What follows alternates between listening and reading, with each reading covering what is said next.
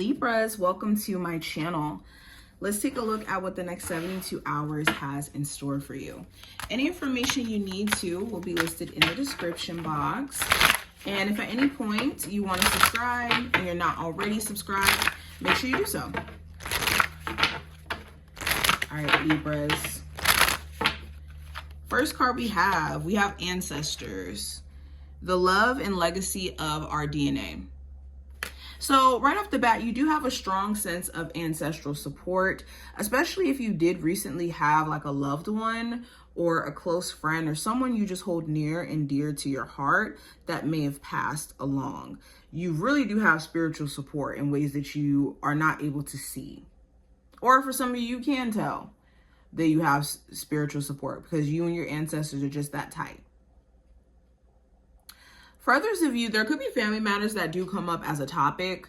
You could be looking at like your relationship with your parents or your relationship with your siblings or the person you may have children with or your children, period.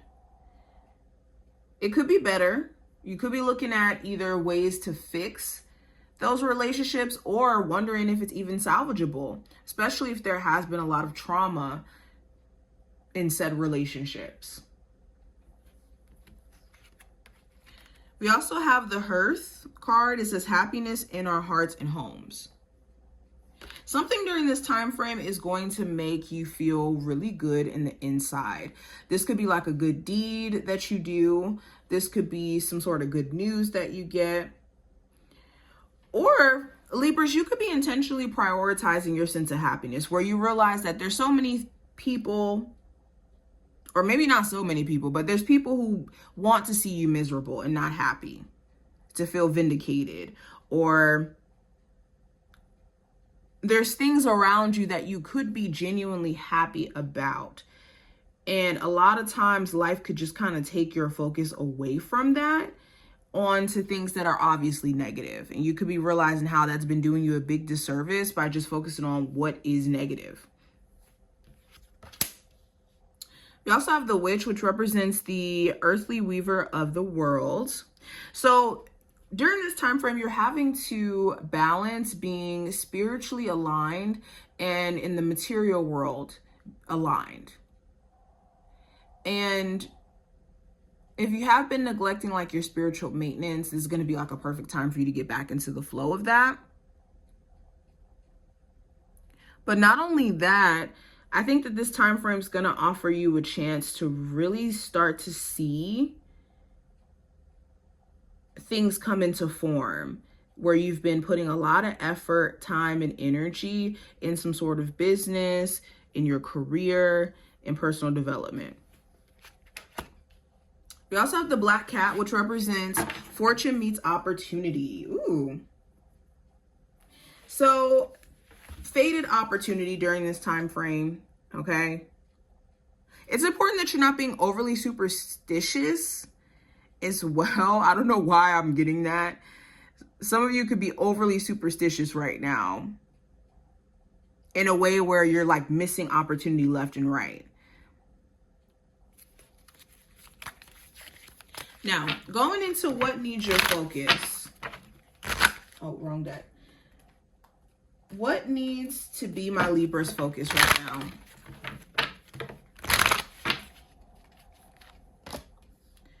Okay, we have success and growth, and we have the base chakra. So your creative self, also things that you have been working on in your career, continue to pour your focus into it. And you'll start to see growth. Some of you are already starting to see growth. And this is a sign to keep going. Also where you see like, okay, this relationship, this connection is going well. Amplifying areas in your life where things are going well for you is what needs to be your focus.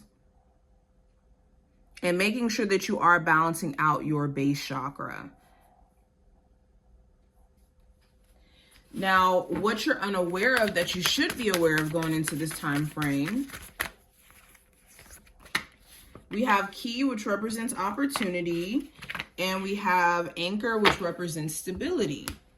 So another confirmation that you guys, I don't know what this opportunity may be that's right up under your nose, but you do need to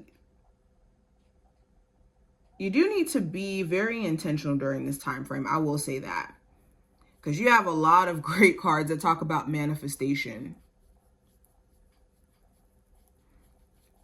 Now let's go into a full-on spread for you guys. I'm actually going to use this deck. Libra, Sun, Moon, Rising, and Venus placements. What does the next 72 hours have in store for them in general? So I have the Knight of Wands in reverse. So there could be an Aries, Sagittarius, or Leo of significance. This may be someone romantic, friend, whoever this may be. They could be kind of pissed at you or upset or frustrated, or you could be pissed at them. In regards to the zodiac sign, I see there being a level of frustration or burnout when it comes to their inconsistencies, when it comes to them, you know, showing you that they are actually serious about the relationship. And this could also talk about overworking yourself. Be careful of like taking on way too many hours, taking on way too many shifts to where you're not getting any sleep, or you're not letting your body recuperate to where you just feel burnout and you can't do anything. The Knight of Wands in reverse could also talk about trying your best not to act impulsively. There could be some moments where you just feel like you want to go out on a whim and do certain things, okay? Out of frustration. Now, going into career and finance, I do have the Temperance card, which talks about either Sagittarius energy, so there could be a significant Sag in your work life or in career life or business partner. Or if not a Sag, this just talks about like patience, trying to be patient, trying to be balanced emotionally, energetically, and understanding that how good you have a balance on your personal life is how well you do in your career. So you could be trying your best to keep that flow. Some of you guys also could be learning some sort of new skill. This could be like some sort of skill or information that's kind of offered to you from like a friend, family member, where they teach you something that could, you know, potentially make you some money as well. Now, the Temperance talks about patience. Your patience could be very low when it comes to certain inconveniences that your job may come with, like customers. They could be very, very hard to deal with, and biting your tongue, stopping yourself from responding to certain things is like a talent or a task. I said a talent. Now, going into love, I have the King of Swords in reverse. So yes, for my singles, you could feel like dating right now could throw you off completely when it comes to your mental health. You could be, you know, doing everything in your power right now to make sure that you're mentally good. And you could feel like dating doesn't necessarily give you the best mental health. The King of Swords in reverse could also talk about wanting to know the truth from someone, like feeling like maybe they're lying to you or they're not telling you the whole truth, just giving you bits and pieces of the truth.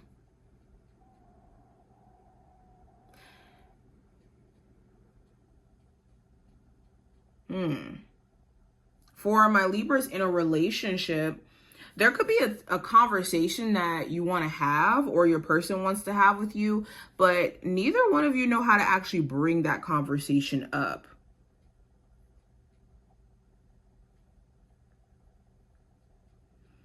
Now, going into what I see for the advice with the Five of Pentacles, it's important that you turn your focus away from anything that's like taking from you and like draining you, whether that's financially, energetically, all of that. Like whatever you've left behind because of that reason, you don't need to go backward to then be drained again and for you to be, you know, missing out on better opportunity. The Five of Pentacles could also talk about like better money management. Some of you could be spending way too much money or need to take an account of like harder times, and just having a saving buffer is what's going to really help you. Also, if someone just randomly abandoned you, like didn't give you any answer, that's not your fault. Like, try not to beat yourself up for the fact that someone was too cowardly to actually tell you what they were thinking or what they were going through before they just ghosted you. That's not your job to figure out, or your job to beat yourself up about it. Now, going into the possible challenge you may run into, I have the Eight of Cups in reverse. So the challenge could be someone doesn't want to leave. Like, this could be an ex where you're trying your best to stay away from them, but they keep popping back up. Or for others of you, you could feel like this temptation or almost like guilty for walking away from a connection that wasn't emotionally fulfilling to you anymore. For others of you, this Eight of Cups energy could talk about like wanting to leave something, but you can't yet. So wanting to leave a home or an apartment, but having to, follow through with the lease. Or wanting to leave a marriage, but then still having to wait for like the divorce to finalize. So you could just want to speed up the process of things, but it just may be a bit slower.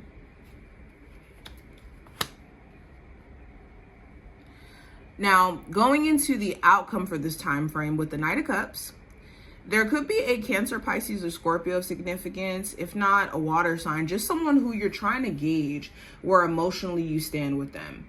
Especially if they give you mixed vibes. Like, they say one thing and then they kind of do another thing. They're kind of love bombing in a sense, where they could be very charming, very sweet, but then the next second, they may not really have any follow through.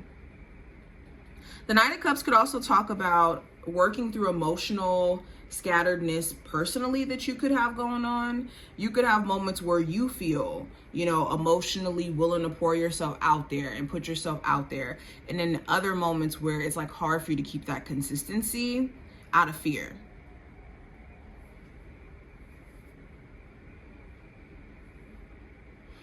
Also, if you've applied to certain jobs or you've been waiting to hear back from jobs, you will get like callbacks or answers in regards to whether or not you did get the job. I do see that. There's some sort of information that could come through for you.